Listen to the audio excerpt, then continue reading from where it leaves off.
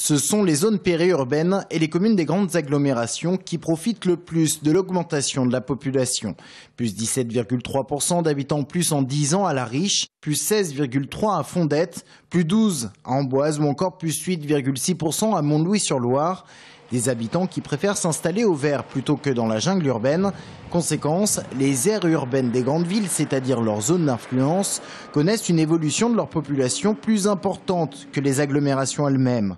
Exemple, l'aire urbaine de Tours a cru de 7,5% en 10 ans, celle de Blois de 4,3%, alors que dans le même temps, leurs agglomérations ont vu leur population n'augmenter que de 2,9% pour Tours Plus et de 2,6% pour Blois-Glopolis. Dans les explications, il y a bien sûr le coût du logement. Plus loin des villes on est, moins d'argent il faudra dépenser pour devenir propriétaire. Parallèlement, ces zones ont largement urbanisé ces dernières années avec des offres plus importantes de logements. Ainsi, le nombre d'habitants de certaines communes a baissé. Blois, moins 5,4%, Romorantin, moins 7,2%, Vendôme, moins 4,4%, Saint-Pierre-des-Corps, moins 3,5% ou encore Joué-les-Tours, moins 1,5%.